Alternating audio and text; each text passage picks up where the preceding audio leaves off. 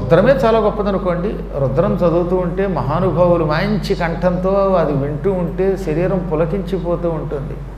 శివనామస్మరణమే శుభప్రదం. అందున శతరుద్రీయం చదువుతూ ఉంటే మన శరీరానికి ఆహ్లాదం కలుగుతుంది. ఈ నమ్మకం, చమకం, మహన్యాసం, రుద్రీయం ఇటువంటివి కనుక భక్తితో చదువుతూ ఉంటే శరీరంలో అణువణువు కదిలిపోతుందండి. నమస్సోమాయచ అనండి. ఈ కంఠ ప్రాంతంలో ఒక స్పందన కలుగుతుంది. దానివల్ల గొంతుక్కి సంబంధించిన క్యాన్సర్ తగ్గిపోతుంది తెలిసిన. రుద్రాయ అనగానే దంతములకు సంబంధించిన వ్యాధులు తగ్గిపోయేవి. అందుకే పూర్వకాలంలో ఇవి శ్రద్ధగా స్వరం తప్పకుండా చదివిన వాళ్ళంతా ఎక్కువ కాలం ఆరోగ్యంగా ఉండేవారు.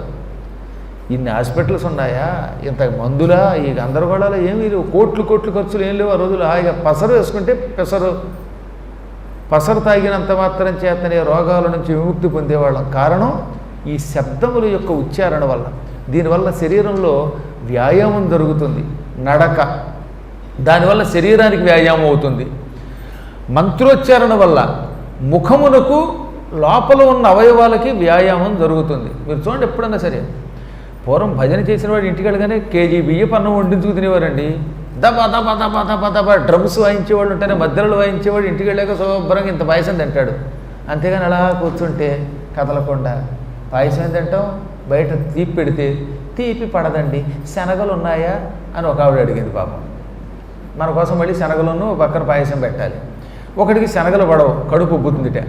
మంచినీళ్ళు పడవు కొంతమందికి. అసలు మంచినీళ్ళు లోపలికి పెడితే మండుతుందిట కొందరికి. చూసారా? కారణం ఏంటంటే వాళ్ళ మనకి శారీరక వ్యాయామం లేదు, శరీరములో ఉన్న ముఖ యంత్రములకు వ్యాయామం లేదు. మీ పిల్లలకి ఆరోగ్యం బాగుపడాలంటే వాళ్ళని ఇలాంటి ఆలయాలకు ఎక్కడికైనా తీసుకెళ్ళి సంస్కృతం నేర్పించండి, రుద్రం నేర్పించండి, నమక చమకాలు నేర్పించండి, శ్రీ సూక్తం, పురుష సూక్తం, దుర్గా సూక్తం నేర్పించండి. పిల్లల్లో వచ్చే మార్పు మీరే కనిపెడతారు. ఎంత ఆరోగ్యం వస్తుందో తెలుసా? దానివల్ల అద్భుతమైన ఆరోగ్యం వస్తుంది. నేను ప్రత్యక్షంగా చూసి చెప్తున్న వాటిదనమాట.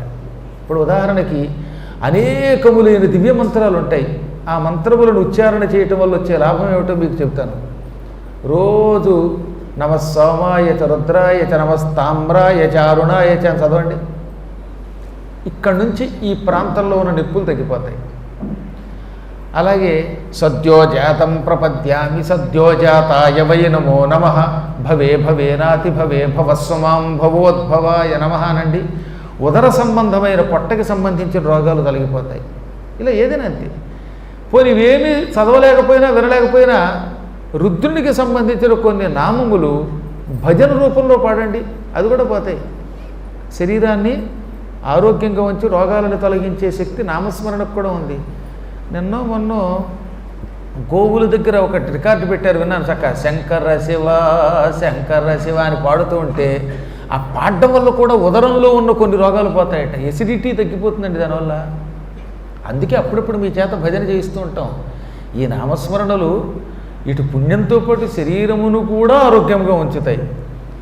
హర హర హర శంభో హర హర హర శంభో శంభో శంభో శంభో హర హర హర శంభో హిమగిరి శృంగ